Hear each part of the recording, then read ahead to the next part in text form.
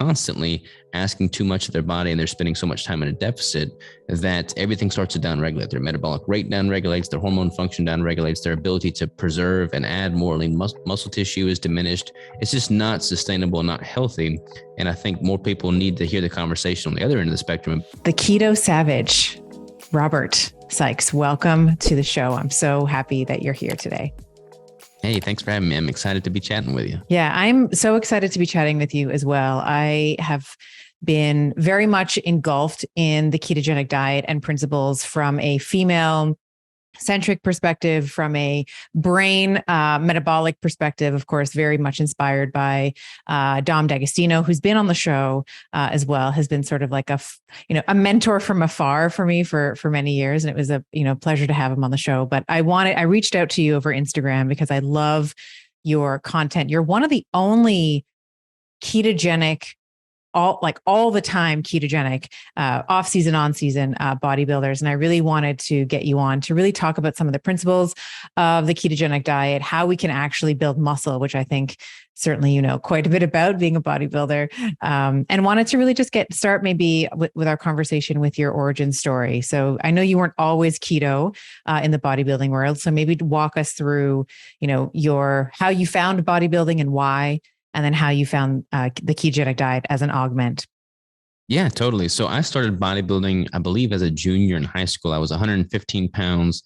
And I was just like the scrawny little guy that people made fun of and picked on, But my uncle was he's kind of the guy in the family that was just, more physically fit. He just looked like he worked out. He had this outgoing, boisterous personality, and I kind of wanted to emulate that. So I started picking his brain as to how he got bigger muscles. And he kind of took me under his wing and showed me how to do bicep curls and just super rudimentary stuff.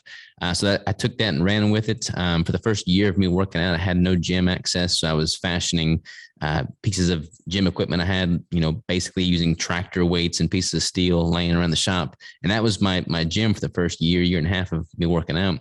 And I just fell in love with the whole sport. I fell in love with the ability to transform the way you look based off of your ability to put in the work. And I was really fascinated by the nutrition. Of course, when I started, this was long before I knew about keto. So I was doing all the traditional bro dieting approach to nutrition. I would eat really, really high protein, very high carbohydrate, most of which was processed carbohydrate, very minimal dietary fat because I feared that would clog my arteries and make me add a lot of extra body fat. So basically just did everything wrong and followed the traditional protocol for nutrition based off of what all the magazines were telling me. And I saw success with that in the sense that I was able to still get very lean and compete at a competitive level, but I developed a bunch of disordered eating tendencies, and my relationship with food really took a turn for the worst. After my first show, I lost like 80 pounds in 12 weeks for that show. And then after the show was over, I kind of went down a dark path of just binging and purging, and then all of that led me to. And I realized there had to be a better way. So I kind of stumbled upon keto by accident following a carbohydrate backloading protocol, and realized that I felt better without the carbohydrates. So I phased those out and have been pretty much strict keto ever since. That was in 2015, I believe. I think you mentioned Dom D'Agostino. I think I heard a podcast with him and Tim Ferriss back in 2014 or 15. That was my first introduction as to, what keto was. And from there on, I pretty much never looked back because I've just felt better. I've performed better. My relationship with food has all improved since adopting a ketogenic diet. And since I've felt to perform so much better, I haven't really felt any reason to deviate from the diet. So hence me being strict keto now for 7+ years. I actually remember that podcast that he was on Tim's show a bunch of times. But the first one I remember listening to it, and I was like, one day I'm going to start a podcast, and one day I'm going to get Dom on and we're going to talk about keto, because that was around the same time that I was discovering the ketogenic diet. And I think I told you in the pre-chat, I also was a figure competitor. So competed in the not quite bodybuilding, but, figure sort of a step, we'll say under bodybuilding, step above bikini, kind of in between bikini and bodybuilding, and followed the same kind of thing that you're describing, like higher protein, higher carbohydrate, moderate to low fat. And then all of that sort of, everything titrates down as you get, prep month and then peak week, but very much hyperphagic after the show. So for the months and months and months that I spent, let's say in the gym and weighing out every little morsel of food, within 2 weeks, post show, I felt like all of those gains, or my, perceived leanness, let's say, the striations in my shoulders and all the, like, it was all gone. Like it was just like I had started from the beginning again. And it was so discouraging. And that was back in 2008. So it was like before I had children, all of that. And I've sort of been flirting with the idea of coming back, as a mom of 3 now and doing a show, but doing it a little differently, because it really, I had issues with my liver, like my, I'd run labs after, and like AST and ALT, like my, some of my labs on my liver were just off, like completely off from the water manipulation. And we'll kind of get into maybe all of the things that you can do wrong in a show. I mean, I placed 3rd, but it was like, I was like, what did I give up for this trophy? It's unfortunate, because I feel like that is more often the case than not. I feel like so many competitors, describe something similar at post show. They have this really negative rebound. They gain a bunch of weight. They have the terrible relationship with food afterwards. Their body takes a toll. Their hormones take a toll. And I feel like there's a lot of people that are naysayers to the ketogenic diet, pointing to all these competitors and saying, hey, look, everybody's doing this with the high protein. Obviously, they're doing something right, but they don't really talk about the other end of the spectrum, which is that all these people that are doing it this traditional way are all suffering these negative consequences post show. And I feel like there's got to be a better alternative to that. Yeah. And I think that there's something also to be said about, and I will put myself in this category as well. I think what, the original reason why I fell in love with fitness was because I wanted to look good. It's like, let's just be honest. I wanted to look good in a bikini. I wanted to look good in my shorts, all of that. But I think that when you have sort of this like deadly triad, let's say, of like poor self-esteem, maybe some disordered eating tendencies, and that can be anywhere on the spectrum, as you mentioned, and then maybe some unresolved trauma or something from their past. You put all of those things together. And if a lot of people who find fitness, in many ways, the competitive aspect to fitness, like doing a figure show or bodybuilding or whatever, can really bring out, if you're doing it maybe in a traditional way that doesn't support, your tendency towards disordered eating. I think it can really mess with you. And we get this orthorexic type of militance, like this orthorexic type of, I have to do it this way. I have to fast for 24 hours and then eat one meal, or I have to, do it this way. And I think that it can actually make the problem for these individuals who we call fitness influencers, right? It can make it even worse. And of course, propagates the problem to the rest of the population. Yeah, I completely agree. I feel like if you're going to step on stage anyways, you're probably in this extremist category. You're willing to do things that a lot of people aren't willing to do. Yeah. And then you take that to the nth degree. And if there's no show date looming, like once that show is over and you cross the finish line, so to speak, there's nothing to really keep you within a healthy range of eating styles. And that's why a lot of people totally go off the rails. I mean, after my first show, I don't even want to know how many calories I put down within 24 hours. And I literally gained 20 pounds in the 24-hour span. And I feel like we just need to change the conversation from, that extreme mentality for that very finite period of time, and then make it a healthier lifestyle in nature. Not that you have to compete and be that lean, year round, but to have a healthy range that you're, staying within in your off season, in your cutting phase, so that you're never having to put your body through so much, trauma to get to that level of conditioning. Yeah. Well said. And totally agree. Let's talk a little bit about maybe I'll say the yin and the yang of training, because everybody sees, as we were just mentioning, everyone sees that super lean, super ripped physique when you get on stage. I remember leading up to my figure and I was like, oh my God, I'm getting up on stage and people are going to judge my body in a bikini. Like, what have I gotten myself into? Right. So let's think about the cut, right? You have to have some sort of caloric deficit to lead up to that point. However, what I think, as you were mentioning, what's left out of the conversation is the surplus or the build phase, because one of the things that I run into, at least the type of clients that I tend to attract, which is just, me, like different versions of me, is, can't I just be in a caloric deficit indefinitely? Can't I just always be at, I got down to my show was like 8% body fat. So for a woman, as you might imagine, like amenorrheic, and I got down really lean, very lean for a female. So can we talk a little bit about the build? Let's talk about why this is so important. And then the oscillation, or the importance of the oscillation between spending I would argue more time in a build or caloric, at least maintenance, but potentially surplus. And then how much time we should be spending in a cut or a caloric restrictive phase. Yeah, I think this needs to be talked about ad nauseum, because I feel like it's not talked about near enough. And I feel like this is where so many of the issues arise with regards to hormonal health and metabolic function. So I like to think of it in terms of, for me as a natural athlete, I'm spending between 4 and 6 months worth of time cutting down for a show. After that, I'll spend 2 or 3 months reverse dieting back up to my new maintenance intake. And then from there, I'm in a caloric surplus for the next 1, 2, sometimes 3 years. So I'm spending significantly more time in that building phase than I'm in that cutting phase. And I feel like the exact opposite is what holds true for most people, because what is talked about, what is sexy to post about on Instagram is how lean you're looking, your striated glutes and ripped abs. And people don't really talk about the off season, that building phase, but that's where you add more lean muscle tissue. That's where you ramp up your metabolic rate. That's where you improve your hormonal function. And if people are not spending ample time in that building phase, they're just chronically and constantly asking too much of their body, and they're spending so much time in a deficit that everything starts to downregulate. Their metabolic rate downregulates, their hormone function downregulates, their ability to preserve and add more lean muscle tissue is diminished. It's just not sustainable, not healthy. And I think more people need to hear the conversation on the other end of the spectrum about spending that time in that building phase.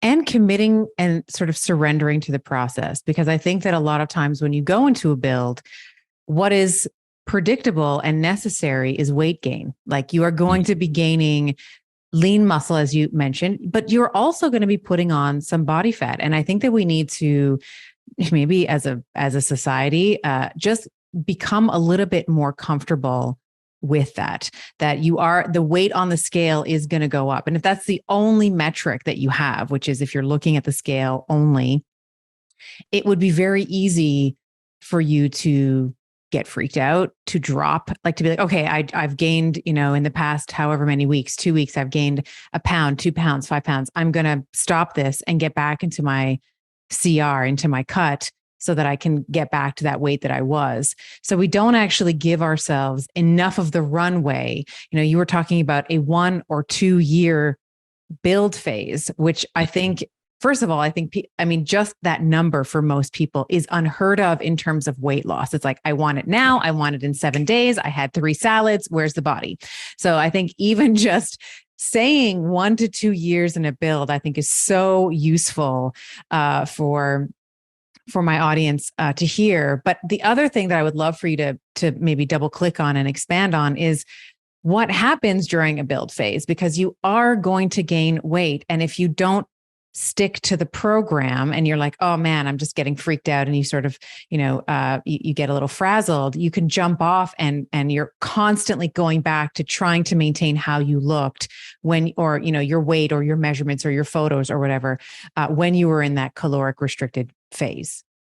Yeah, I feel like, for me, I'm always within about 20, 25 pounds of competition weight. I don't feel like you have to have this crazy obscene amount of bulk in your building phase. Like the first time I built and had building phase for a competition, I got to 230 pounds, and I'm 5'7", 5'8". So that was an unnecessary bulk. It was not needed. And I had to lose 80 pounds in 12 weeks in order to be competitive on stage.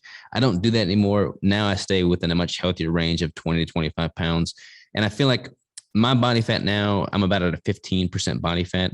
So for me, with my amount of lean muscle tissue, I still feel good about how I look. I still feel confident about how I look in my own skin in that building phase. Now, I prefer the way I look when I'm leaner. I prefer the way I look when I'm, sub 10% body fat. But I also recognize that my ability to build as much lean muscle tissue in that building phase is not going to be optimized if I'm constantly single digit body fat. And I feel like if you're only looking at the scale as a metric and a proxy for your progress, you're going to be disheartened. Whereas if you start to look at other measures, such as the amount of lean muscle tissue you build, and honestly, your strength markers, I feel like both males and females, if they start focusing more on their strength markers in their building phase, and they can get excited about seeing, the amount of weight they're able to pull with a deadlift, or the amount of weight they're able to squat, if they see that continually rise, they can feel confident that they're doing something right, and things are moving in the right direction. And then when they do lean down at some point in the future, they're going to look better for it because they did that building phase, that productive building phase, had they just, stayed in that chronic deficit. They're not going to look much different. I think one of the main, issues I see is people spending so much time in a deficit and then transitioning back into a cut too quickly is that they wind up losing lean mass in that cutting phase. And then if they don't give themselves ample time back in the building phase, their metabolism never really upregulates, but then they also lose that lean muscle tissue and they wind up looking worse and worse and worse on stage. And that's the exact opposite of what you would want to do from a sustainable bodybuilding standpoint. Yeah, I couldn't agree with you more. I think that when you, at least for me as well, because I have that sort of extremist, I'm like, I'm going to get up on a stage and just judge me in my bikini, like just tell me how I'm doing. So I tend to have that extremist type of personality as well. And I think that for me, what's been most helpful is when I shifted my focus to, I'm always looking at the scale, always looking at measurements, let's say waist to hip ratio, for example. I'm always looking at blood markers. How's my thyroid doing? Where's my estrogen levels? All the things, liver markers.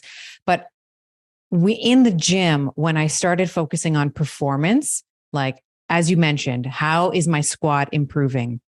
Am I able to, on a 5 rep, let's say, how much, week over week, month over month, is that weight going up? Now, of course, I've been lifting for many years, so it's always like, I don't jump as fast as I used to, like we all love those newbie gains, right? So when you first start training, your body is remodeling at a very, very rapid rate. Once you have been training for a while, of course, your gains are, we'll say, slower.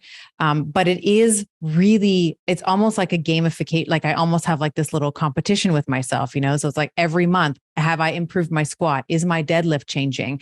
Do I still feel like my form is on point when I add 5 or 10 or whatever it is pounds to the bar? And I think that shift can also help to overcome in some ways that hypervigilant orthorexic type of behavior, right? Because if we're looking at these non-scale victories, like what are you doing in the gym? What's your bench press? What's your squat? Are you doing pull-ups? Because every woman, I think, should be able to pull up their own weight. I think that those markers, and then other things like sleep and libido, like, do you have a sex drive? I think that's really, really important for us to be focusing on as well, and not just the weight. 100%. I feel like if people don't focus on those other metrics, then it would be nearly impossible for them to be able to justify a building phase, because what other metric do they have to look at and know that they're making progress? Whereas if you can see a tangible increase in lean muscle tissue via the weight that you're pushing in the gym, you can feel confident that things are trending in the right direction. I feel like that at the end of the day, people need to have some tangible, feedback that they're doing something right. And if you're only looking at the scale, not even focusing on your body composition and what that scale weight is consisting of, then you're never really going to spend any time in a surplus, because it's always going to go up if you're in a surplus, even if it's just water weight and food weight from eating more. But I think having that and being conscious of that, having those proxies for progress outside of just scale weight is paramount. And I feel like the more that conversation is had, the more people are focusing on those metrics, the more sustainable people will find, body recomposition as a whole. Great. So let's talk. In your book, you talk about this concept of a caloric runway, like having enough of a caloric runway to be able to properly fuel the training demands that you have. Can you explain a little bit about? I mean, that we're kind of dancing around it in our conversation now, but just to define it in in keto savagery terms, if you will, what does it mean to have a caloric runway to be properly fueling our workouts? Yeah. So from a high level, I'll just use myself as an example. So my maintenance intake is around 3,000 calories. Based off of my activity and how I'm functioning throughout the day, I can consume about 3,000 calories and my weight and composition will hold pretty stable. If I was to do a prep right now and give myself 4 to 6 months worth of time to lean down, and I'm gradually tapering calories throughout that entire 4 to 6 month span, then it's important that I start at that higher intake of 3,000 calories to be able to have enough caloric runway, so to speak, to whittle away on those calories over the next 4 to 6 months. I see so many people wanting to lose body fat, but they're only consuming 1,000 calories to begin with, which means for them to take several months and slowly chip away that caloric intake, they don't really have anywhere left to go. Because if you're only consuming 1,000 calories and you're needing to lose body fat and strip away some caloric intake, you don't really want to be functioning on a day-to-day basis at sub 1,000 calories. I mean, if you look at Holocaust victims back during the war, I mean, they were consuming more than that on a day-to-day basis. So you shouldn't really be operating at the same intake that they were. So I feel like having enough time in a surplus is going to ensure that your metabolic rate has elevated to the point where you're able to maintain a healthy composition while consuming adequate calories. So that when it comes time to taper those calories, you're not going to be sub 1,000 on your intake. And then how long do you usually, so you mentioned that you prep for a show for about 4 to 6 months. So in that 4 to 6 month time, you're now titrating the calories down. What is the, velocity, if you will, or speed with which you're bringing down those calories? Is it very slow? Like, what does it look like typically for you? It changes based off of how I'm looking week to week, but I mean, I'll typically keep it within 50 calories or so on average. There may be weeks where I hold them constant. There may be weeks where I get a little bit more aggressive and drop 100 calories, but usually about 25 to 75 calories a week on average in that taper. And I feel like by doing that, for one, it's more sustainable. Like a lot of people will start a cut and they'll automatically hack off, 700 calories. But when you're looking at your meals for the day, it's much easier to wrap your head around removing one whole egg as opposed to one whole meal. Right. And I feel like the more sustainable you can make it and kind of help yourself from a psychological standpoint, the more you're going to be able to endure the length of the prep. Yeah. And that's, 25 calories is like a bite of something, it's like, well, you're just going to take one bite less on your, at each meal. That's completely doable. And as you mentioned, one of the things that has kept me from going back to figure is the, we'll say psychological warfare, because I remember just literally consuming asparagus and, some lean fish, whatever it was, tilapia, scallops, I can't remember now, leading up like that all month long. And I remember even on the other side of the diet, I was like, I never want to see an asparagus again. And to this day, I don't have as many asparagus as I probably should, even though I love the vegetable, but I just have this sort of negative association with it. And I think that the psychological aspect to competition and also adhering, whether you ever decide to compete or not, but even just adhering to adhering to a way of eating and a way of training that fits, your lifestyle and the demands that you have. We never, well, I shouldn't say never, but I'll say that most of the time, most programs don't account for the psychological well-being of the individual. As you said, like they'll just, it's like, all right, 700 less calories and go, right? And this is such and when you get down to that 1,000 calorie range, as you mentioned, like where are you going to go?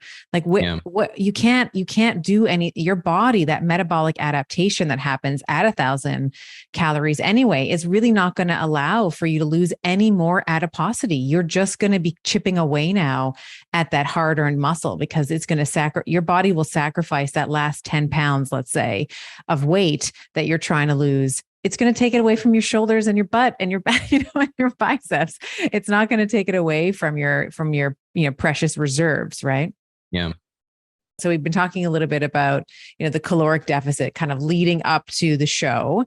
I think one of the more important things when we are thinking about post-show care is the reverse diet and how we can slowly bring ourselves back up to those maintenance calories. Because in a caloric deficit, of course, as you're very well aware, we have a tendency to put on a lot of fat if we're not careful, because we've been in that extended caloric deficit for as long as we have. I think that there's a strategy, and I talk about this. I teach a lot of clinicians about reverse dieting. These women, that come to them that have been at these like 1,200 calorie diets for years, how we can slowly sort of, and strategically, as you said, with the number, that 25 to 75 calorie number week over week, start to increase their calories. So how do you look at reverse dieting, let's say post show? What does that look like? And then is that like we were talking about the caloric runway before, how we sort of have enough of a caloric runway to titrate down. And now it's all about building that runway back up on the other side. Is that correct?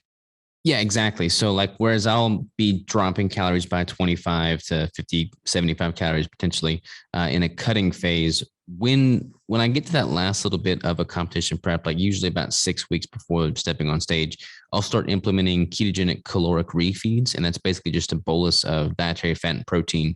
And that's a refeed day. Typically it's 1 day a week. Sometimes I'll do 2 consecutive days. And basically I'll use those to kind of offer a metabolic boost, a psychological boost, just some benefit from, and honestly, just to make the lower calories more sustainable. But I'll also leverage those refeed days going into a reverse diet post show. And then what that looks like is I'll basically start scaling up the daily calories, and then I'll start gradually decreasing those refeed calories so that they more or less meet in the middle at some point, several weeks post show. And then at that point, I'll just start increasing day-to-day calories so that I get back up to my new maintenance intake and then eventually a slight surplus. But by having that measured approach, I'm able to just keep things much more within a healthy range post show. I've actually got one client now that I've been working with for years. She's one of my longest lasting clients, but she has been reverse dieting from her previous show, which was 40 weeks ago now. So quite a bit of time post show. And she has hardly put on any weight, but she's been able to increase her calories significantly, and her lean mass continues to increase. She's just been a really good example of what's possible when you diet back up very, very slowly. She's honestly dieted back up more slowly than we diet her down. And I feel like in seeing how her body's responded, I've only seen positive come from it. I mean, you don't have to be that conservative with the increase. You can be a little bit more aggressive, but if you want to be that conservative and truly hold on to that conditioning as long as possible, and then take advantage of the benefits that come with those higher calories, it's certainly possible to do so. And I feel like that's what I'm probably going to emulate next time I do my prep. Yeah, I love that, because I think, and I love the idea of slow is steady. This is sort of, if there's a through line on the Better podcast, it's do everything slowly and play the long game, right? We talk about this with maximal aerobic function, and we're definitely going to talk about cardio today as well. I think this holds true in the nutrition space as well. Like double or triple the amount of time that you have given yourself, that you set for yourself. Like if someone has a weight loss goal, let's say, or they have a strength goal or a body composition or recomposition goal, most people want it next week, next month, within the year. And I think if you double or triple that, say, we're going to just do this over the course of the next year, like your client, 40 weeks, like that's pushing up on she's just, 9 months in, I would say she's just short of a year there. I think that's a really, really, really smart play. And in order to do it that precisely, you do have to be measuring your food, correct? Like if you're doing the 75 calorie bump, let's say week over week, like you're not eyeballing it at that point. Right. And she's measuring everything to the T. When I'm in a prep, I'm measuring everything to the T. And I feel like some people really do well with that. Some people like to be incredibly measured in that regard. And, to those people, more power to them, because they'll probably excel in the context of meal prepping, as is often the case with bodybuilding. When I'm in the building phase, I'll typically be a little bit more lax with the rigidity of my macronutrient calculations and measuring, simply because by being a little bit more lax in the building phase, and as long as I'm getting enough calories, enough protein, then I can be much more strict in that cutting phase. Whereas if I was just tracked to that level of consistency, never ending, that might lead to burnout for most.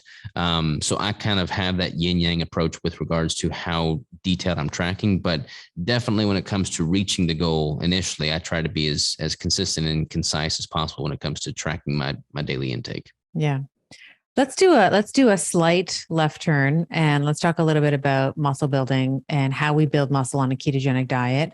I think that this has been, we'll say, argued maybe ad nauseum in the fitness space around what are the requirements for muscle protein synthesis? What are the requirements in terms of carbohydrate intake, in terms of preventing the catabolic or, muscle protein breakdown, let's say, and the role of insulin and, by extension, carbohydrates play in that.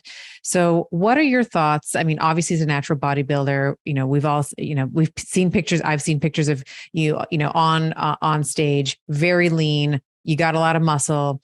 I think that there's been people that have said or commented like, oh, you got all that muscle kind of before you went keto, So what do you say around, and maybe we can talk a little bit about the mechanics and the physiology around muscle building when we are on a ketogenic diet, and maybe there is a modification of the ketogenic diet that you're following where it's maybe not moderate to low protein, it is a little bit higher. Like explain what's going on in terms of the macronutrient breakdown of a ketogenic diet and the ability to put on lean muscle mass. Yeah. So from a very, very high level, when it comes to building muscle on a ketogenic diet, the main thing that I'm trying to accomplish is simply eating at a caloric surplus, making sure I'm getting ample protein to rebuild that tissue, and ample dietary fat to fuel the workouts from an energy standpoint. And then from a workout training standpoint, just simply providing enough progressive overload to give my body reason to grow and add more muscle tissue. So like that's it from a very high level view. The naysayers that, comment on my post and say you built all your muscle with carbs, they're not wrong, but that's simply because I did so much training before I ever even found the ketogenic diet. Kind of like you alluded to earlier in our conversation, once you've been training for quite some time and you have more muscle maturity, your ability to tap into those newbie gains is diminished. I mean, I put on 20 pounds largely, which was muscle, my first year of training, but that's not going to happen after I've been training for 5-10 plus years. And this is definitely the case with natural bodybuilding. I mean, if you look at any of the elite level natural bodybuilders, they're ecstatic if they're able to see a 1 or 2 pound increase in their stage weight, every time they step on stage. Like that's kind of more realistic expectation than assuming that you're going to put on, 15, 20 pounds of solid muscle. That is also the case as you age. But when it comes to the ketogenic diet and optimizing for muscle growth in that context, simply eating enough calories, eating enough protein, and training hard enough is the main levers that you want to pull. There's a lot of studies that show there being an advantage to carbohydrates with regard to adding more lean mass. But so many of these studies are skewed because they're looking at lean mass counting, just everything that is not fat mass. So when you eat a carbohydrate heavy diet, and you're going to have this, super compensation of muscle glycogen, so to speak, which is going to measure an increase in lean mass. But that doesn't necessarily mean that you have more skeletal muscle mass. So really kind of comparing apples to apples is super important when looking at different ways to build muscle and different diets to do so.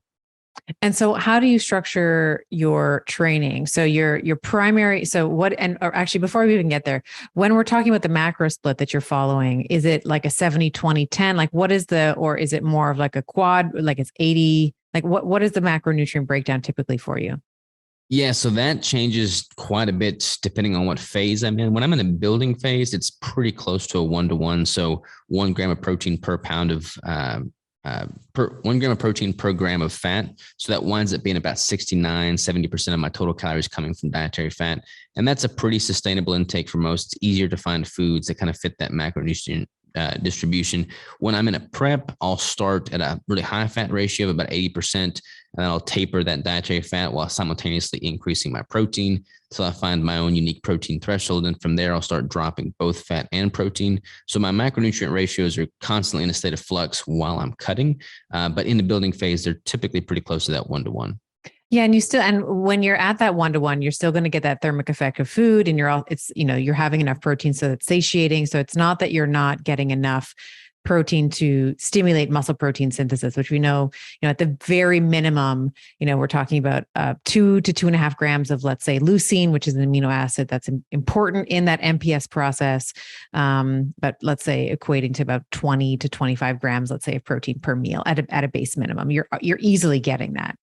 Yeah, that's a really good point too, because I feel like so many people kind of what we were talking about earlier is they're not having enough caloric runway at the onset. So if you're only consuming 1,000 calories per se, you're trying to maximize your performance with a ketogenic macro split, then you're not really getting ample protein in that context. Because if you've only got 1,000 calories to work with and 70% of those calories are coming from dietary fat, you're probably not getting ample protein to make up for your lean mass. Whereas if you're taking in 3,000 calories, 2,500 calories, then you're able to maintain totally sufficient protein intake while still operating at a very high fat ratio. And so my question before that I want to make sure that I don't forget to ask you is, what does the training look like? We know that there's a lot of ways to skin a cat. We can have time under tension. There can be a metabolic stress to the muscle, what I like to call like finishers or dessert, right? You're just doing like reps on reps on reps.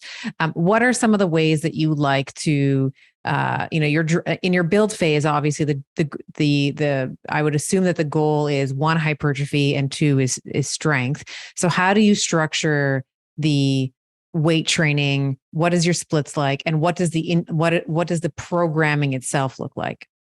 Yeah, so I kind of built out a split for myself that is basically it's an 8-day heavy hypertrophy split. So for every 8-day window, I have 6 training days and 2 recovery days. In those 6 training days, each muscle group is basically getting targeted twice, one of which with a heavy focus and one of which with a hypertrophy focus. So kind of confusing, probably easier to draw that out for a visual. But basically over the course of an 8-day window, there's 6 training days, in which case every muscle group, like legs, for instance, is getting targeted twice, one of which with, a fewer repetitions, but heavier weights, the other which being more of a slightly higher increase in, total volume via more repetitions, but a slightly lighter weight. And honestly, I pretty much maintain that in both the building phase and the cutting phase. A lot of people make the mistake of they drastically change their training style when they transition into a caloric deficit, because it's harder to train heavy and with more intensity. The problem is, in the context of that caloric deficit, if you stop demanding that from your muscle tissue, like if you stop demanding that need to put in the work by training with less intensity, your body's going to become more catabolic and tap into that lean muscle tissue to make up the void of what you're missing with those calories. So continuing to demand that heavy workload from your muscles in the context of a deficit, while harder, is going to be one of the best things you can do to preserve the lean mass you've built throughout your building phase. And where do, if at all, exogenous ketones come into this? We know that ketones in general, there are many, but beta hydroxybutyrate is the one that we're all, sort of more well versed in, prevents, catabolic activity, let's say. Do you supplement with exogenous ketones? Are you relying with your own endogenously produced ketones in prep and in your build phase and in the cut phase? I don't really use them so much in a cut phase, simply because I want to lean more heavily on my endogenous production of them.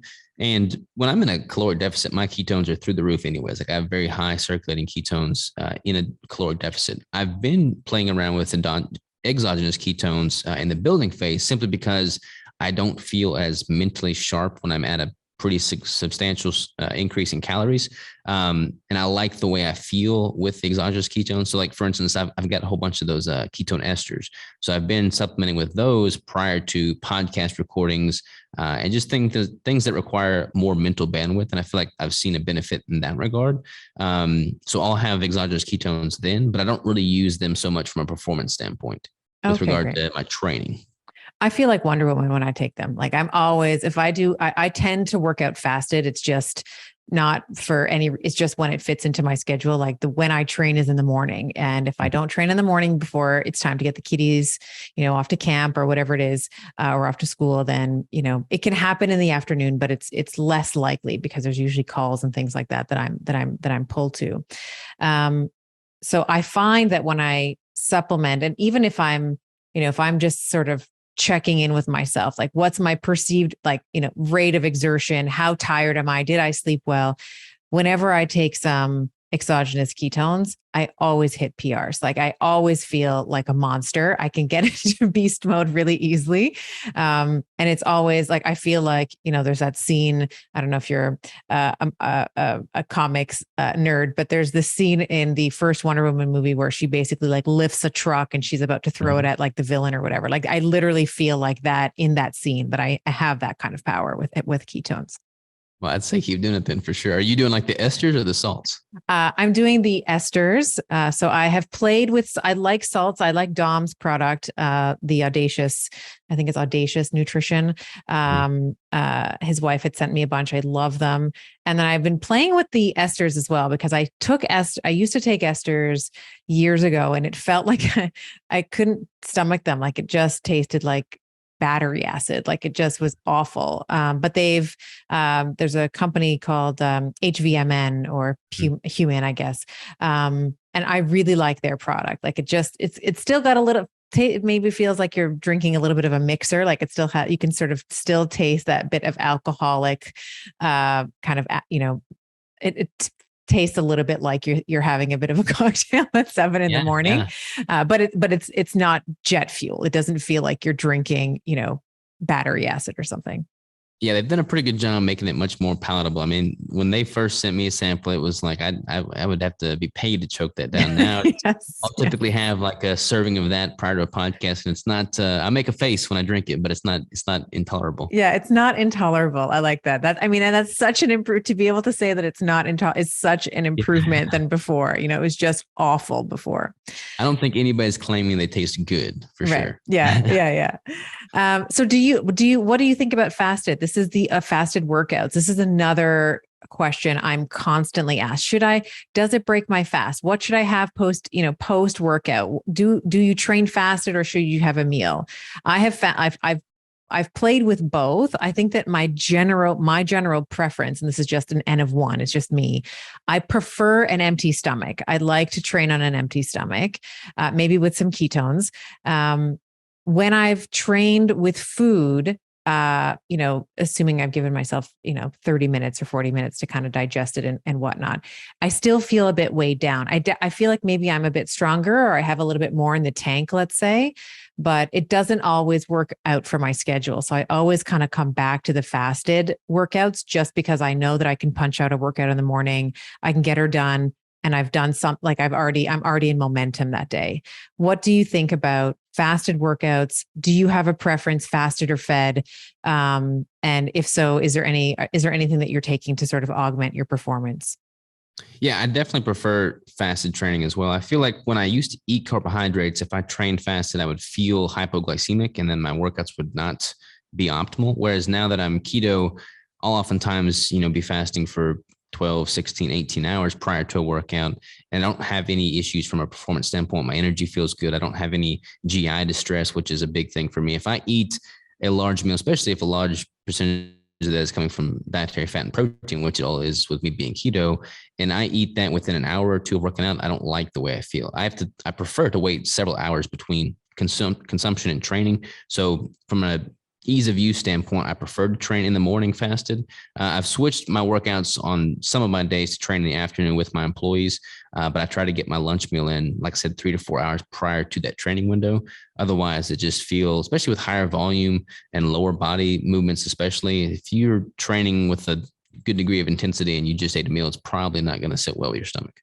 And what about post workout? There's, I think that I tend to eat some protein immediately after training. I know that there's been several studies that have sort of alluded to this idea that as long as you're getting in sufficient protein and carbohydrates, and maybe you might want to comment on that in the post 24-hour window, let's say post training, then there's no need for that 15-minute if you're watching me on YouTube, I'm using air quotes, like there's like that 15-minute window, right? Where you need to get in, that protein and or carbohydrates. What do you think about a post-workout feed? So when I'm in a surplus, I'm getting ample protein and energy and, calories throughout the day. So I'm not really as concerned about my meal timing post-workout. Then when I'm in a deficit, as a way to kind of safeguard my bets and just ensure that I'm not becoming catabolic, because I'll try and eat a good percentage of my calories and protein within about a 2-hour window of that training session. If I do that, I feel totally, sufficient from a metabolic recovery standpoint within that muscle protein synthesis window. But again, when I'm in a surplus, I don't really worry about it because I'm eating ample intake within the course of a 24-hour revolving period. When it comes to the carbohydrate consumption post workout, that's not so much an issue with me being fat adapted. I mean, as long as I'm only training once a day, my body's able to replenish muscle glycogen within 24 hours of that training time until my next training window. For a while there, I was doing 2 a days, and I did feel a little depleted in that regard. So if I'm trying to maximize muscle glycogen and get a really good solid pump when I do train, I don't feel as good if I'm doing 2 a days. So that's why I try and bundle my workouts and either do them all and just try and do them all in a condensed window and then give myself 24 hours before my next training cycle.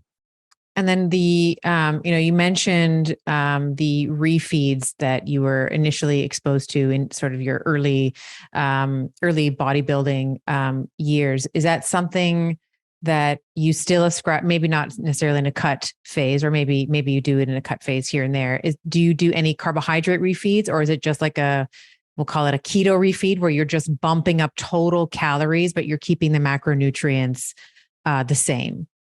Yeah. So when I'm implementing ketogenic caloric refeeds during the last 4 to 6 weeks of a cut leading up to the competition and peak week, I will have a bolus of fat and protein in those meals.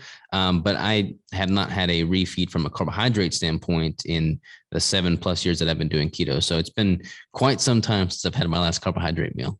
I love that. I love that. And one of the things that I know about you is that, of course, from stalking you on Instagram, and I watch, and part of the reason I think I mentioned this at the beginning, I reached out to you because you had trained my friend Jamie Seaman in her, I think it was her first show. But you become a new father. So what, if anything, has there been any change in perspective, change in training? What have been some of the things that, I mean, your little baby maybe one day will be, your workout partner maybe, but what, has there been any sort of philosophical or mindset shift, when you first see your child for the first time and, getting to know him and, all his little, and maybe he's too young yet for his true personality to come through. But what, if any, have you noticed in terms of the way that you approach things, maybe in your business, because you're a very successful entrepreneur? We haven't really touched on that yet. And your workouts, your approach to nutrition, your approach to life in general. Yeah. So that's a tough question. I mean, my little kiddo, there's been so much emotion that's come with his, entrance into the world. Like my wife and I, Crystal, we worked so hard to do everything as natural as possible. And by the book, we were going to do a home birth. We spent months in preparation, making sure her nutrition was dialed in throughout the pregnancy.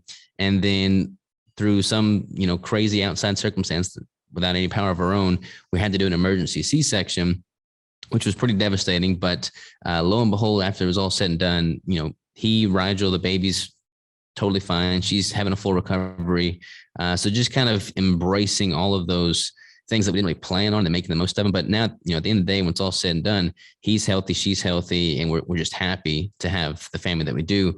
As far as workouts go, my workouts haven't shifted too much. My wife, Crystal, has had to kind of scale back the intensity throughout the C-section recovery. But she actually was able to train legs for the first time today, post-surgery, was able to do squats and felt great doing that. And she's been doing a lot of other stuff, in preparation to minimize that recovery time. But that's been kind of tricky, figuring out how to work out with a baby in the corner. Like the other day, we were working out together and he was in the stroller and was just jamming with the music as we were working out. So that was pretty cool. But yeah, just kind of making that a priority. I feel like so many early parents, especially, they use their kids as scapegoats to not do the thing that they want to and need to do in life to maintain and take care of their own self. So I can't imagine that'd be the case for us, because working out and just fitness and nutrition in general is such a big part of our lives. So we will maintain that regardless of his introduction to the world, for sure.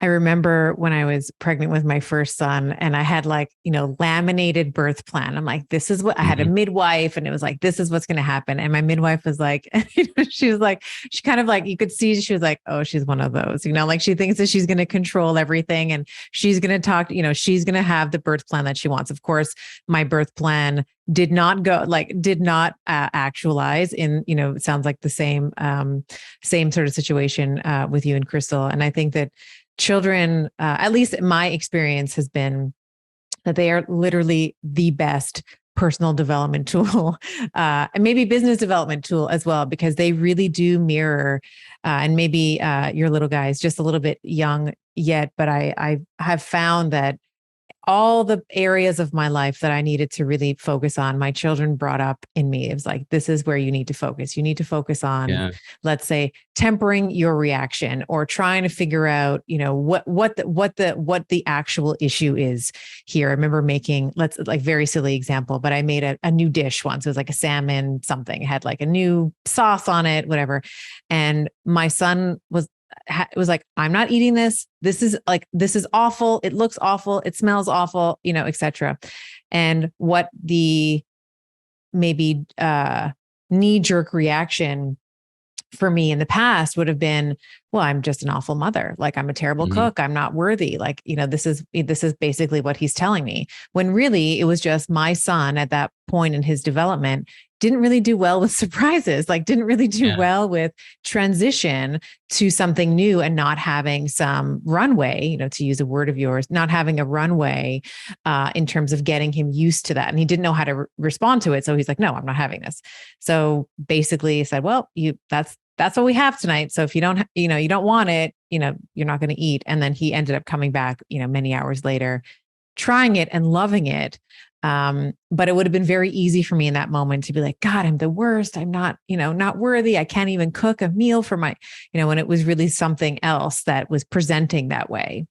Yeah. I feel like on that point, like kudos to you for letting enough time pass for him to come back and eat the healthy salmon, fish, or whatever it was, because like so many parents in that instant would just, succumb to giving them something to make them happy in the moment, but it's not really contributing to their overall health and betterment. So right. Kudos to you there. Thank you so much. Yeah. And it'll be interesting to see as you and Crystal navigate through parenthood, what are some of the things that come up for you, because they're just the most beautiful mirrors. They're the most beautiful mirrors that show you exactly where you need to grow to be able to support them. Like things that were unhealed, maybe for me at least, unhealed in my past. I needed to kind of get a handle on that, because even though it was the past, it was showing up absolutely 100% in the present. And I needed to kind of get ahead of that if I wanted to, break some of the, we'll say, familial patterns that have repeated themselves over generations. No, I feel like that.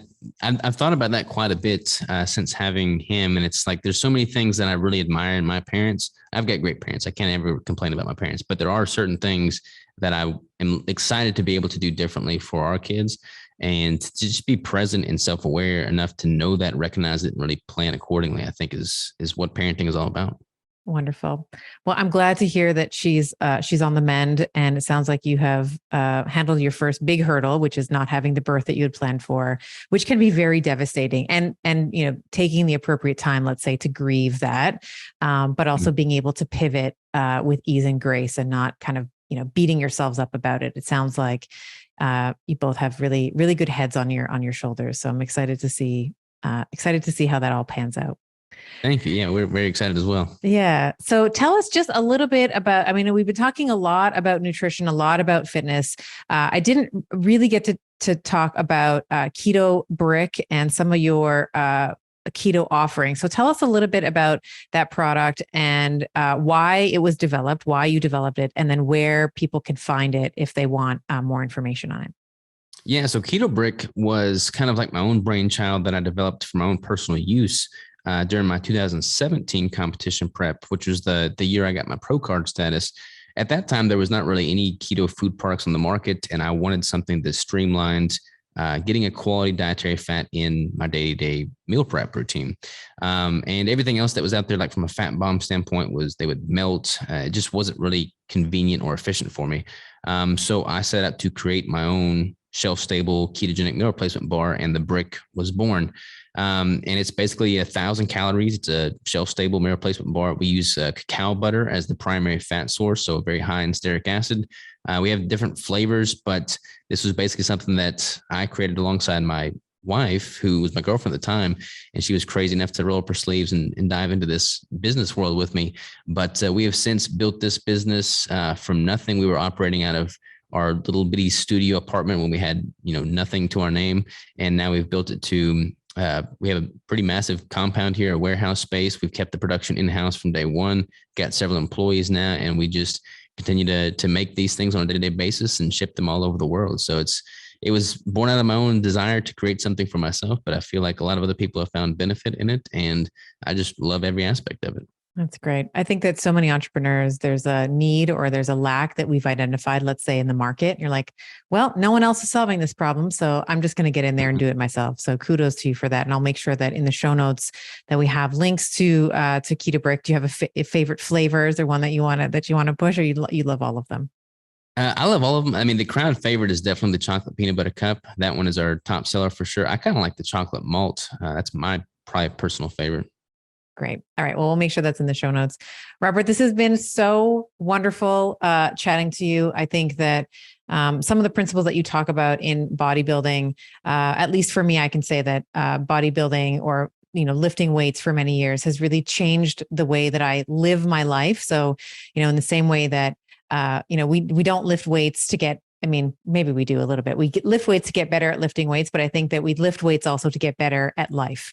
There's been so many lessons around self-acceptance and, reverence, even just for human physiology, that I've garnered over my years of lifting. So I think talking about bodybuilding, talking about building a physique and sculpting a physique, the build and the cut phase, the nutritional considerations, how you might consider doing it differently on a ketogenic diet versus doing it more of the, we'll say, traditional route that many bodybuilders adopt, I think is really exciting.